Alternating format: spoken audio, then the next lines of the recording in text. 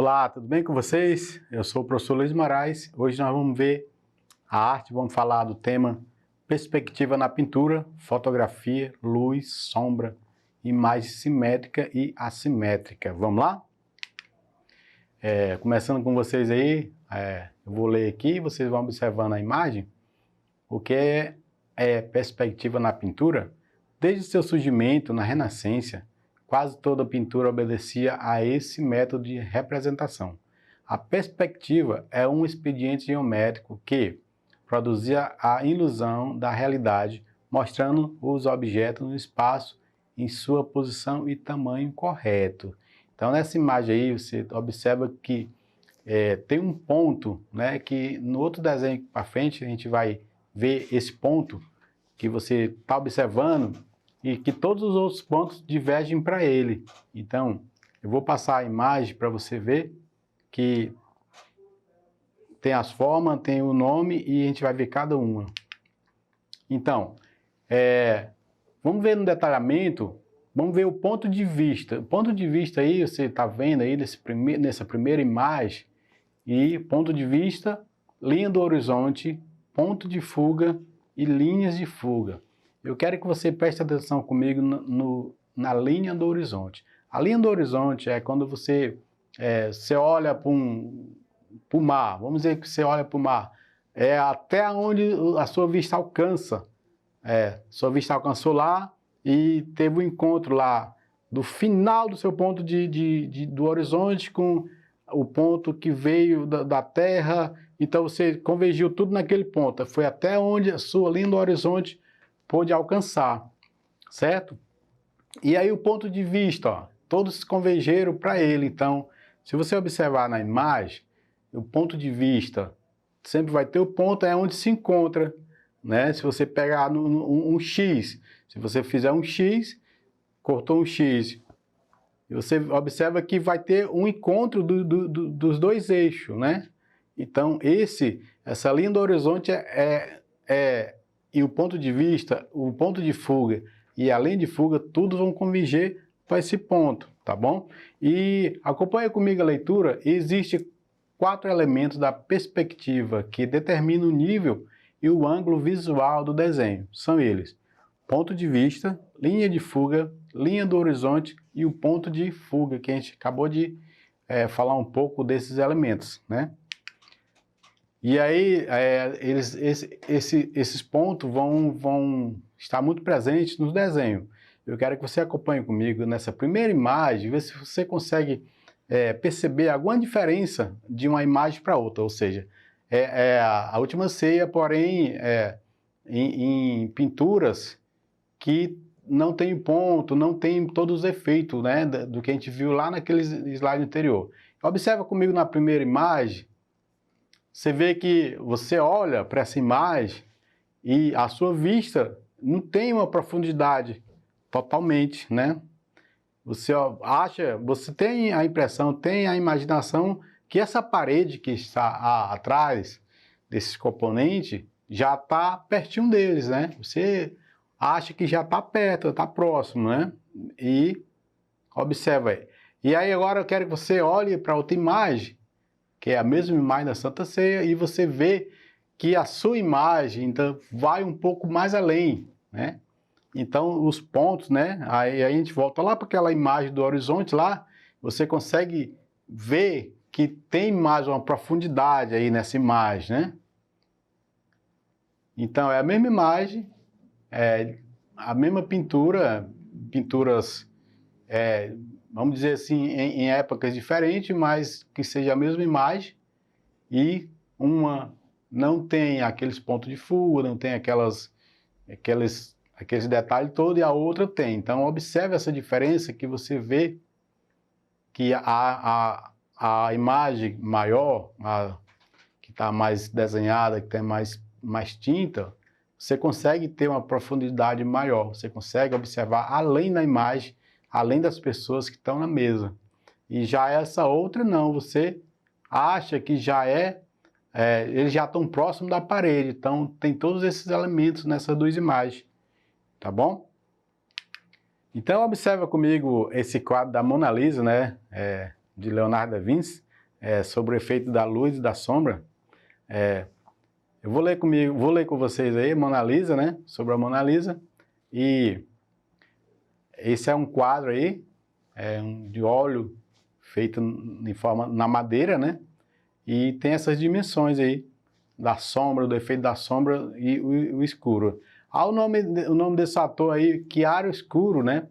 Que ele fez a luz e a sombra, ou mais literalmente claro, escuro. É o efeito do claro com o escuro, né? Então observa comigo aí que atrás da Mona Lisa ali, você vê esse efeito de sombra, certo?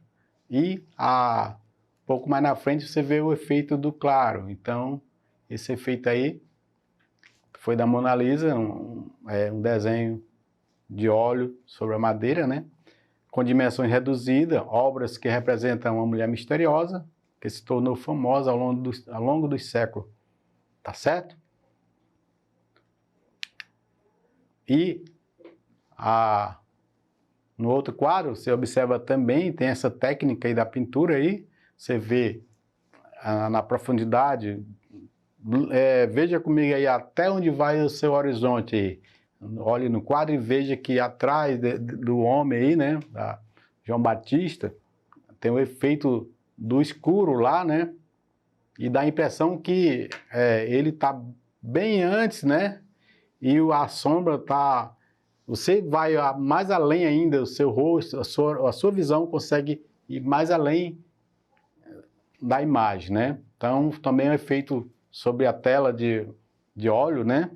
Que foi feito. Eu vou ler com você ali. O forte contraste entre o fundo escuro, né? As trevas, e os personagens banhados por uma luz que incide forte, dramática, típico da técnica do claro escuro. É a principal característica das obras do artista Caravaggio, tá bom? Então você vê esse efeito de sombra, claro e escuro. Luz e sombra na fotografia. Tem a foto aí do artista acreano, né? Danilo de Sacre. Danilo de Sacre é um artista plástico brasileiro fixado na região amazônica, aprimorou sua arte manifestada em telas ilustradas, gravura, escultura, fotografia, na Itália, onde permaneceu 13 anos, né? Danilo percorre as ruas da capital acreana, buscando melhores imagens da cidade, utilizando o celular para captá-la, e escolher um ângulo, uma luz ideal, interpreta a realidade. Então, não sei se você já pôde encontrar com esse artista aí plástico da nossa cidade, tá bom? Mas ele trabalha muito com essa técnica. E aí tem algumas fotografias, a ação, né? Você observa aí a ponte do rio, né? E continua olhando lá pelo horizonte, que você até onde a sua visão dá, que tem uns efeitos bem bacana nesse quadro abaixo aí. Você vê tipo um sol lá atrás, tipo o céu, o azul, né? Os efeitos da pintura. E as canoas, né? O batelão. Olha os efeitos desse quadro aí. Desse quadro, precisamente do meio, né? Esse quadro do meio aí. Você vê, ó. Vê o céu, vê a sombra, né? A sombra da água, né? Você vê a sombra da água, trabalho de pintura que foi feito. E vê a luz também, né? Vê o escuro e a luz, né? Mais um desenhozinho, você vê essa folha, né? Você vê uma folha, ela está em cima d'água, e aí você vê o efeito por baixo dela, que seria a sombra, né? Acompanhe comigo no novo slide, né? Essas fotos, né? E quero que você fixe bem nessa do meio, né? Que tem um efeito bem bacana, né? Refletindo, né? Essa sombra abaixo, o sol. Então o artista ele procurou um ângulo para dar bem efeito nessa imagem, né? E aí fica o efeito da sombra, o reflexo do sol, tá certo? E se você olhar para essa ao lado aí, que tem as canoas, né? Você vê, olha até onde vai o seu horizonte e você vê um reflexo, né, em cima da água lá, feito de luz, brilhoso, né?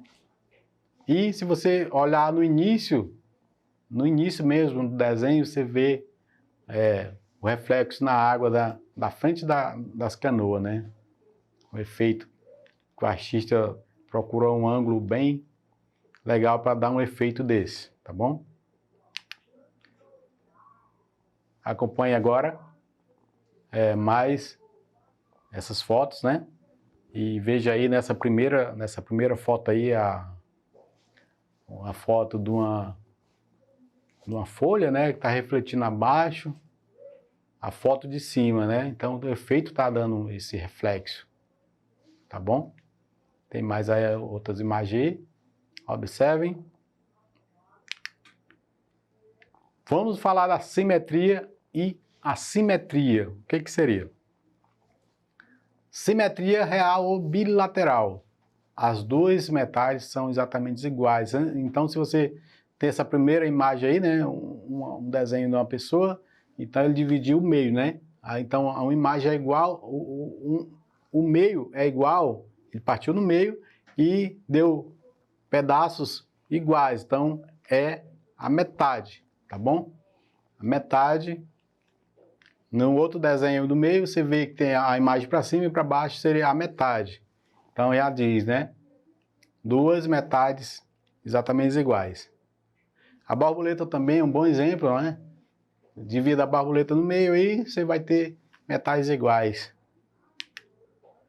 Simetria, todas as retas passam pelo centro de um círculo ou se irradiam do centro para fora. Então você vê nessa efeito aí dessa estrela do mar, né?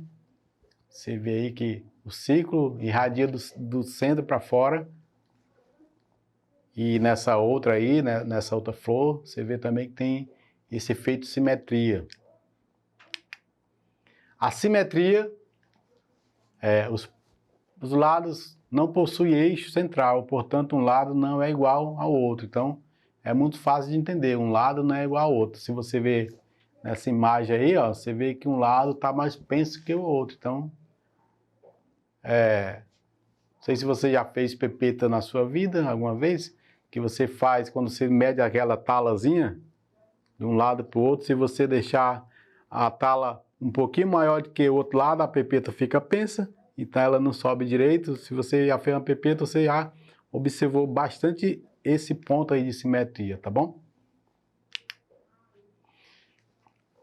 Nossas atividades, a simetria é definida como tudo aquilo que pode ser dividido em partes, tá aí? Então eu quero que você diga, podemos dizer que a imagem simetria é aquela que representa o quê? Largura, profundidade, altura, cor. Qual seria a alternativa que você marcaria? Então vamos à resposta da nossa atividade, né? Que a gente falou o que era, né? Então vamos à resposta. Então você que marcou partes iguais, você acertou, parabéns. A gente se vê por aqui. Qualquer informação, acesse lá para a plataforma Eduque e ficamos assim. Valeu, tchau.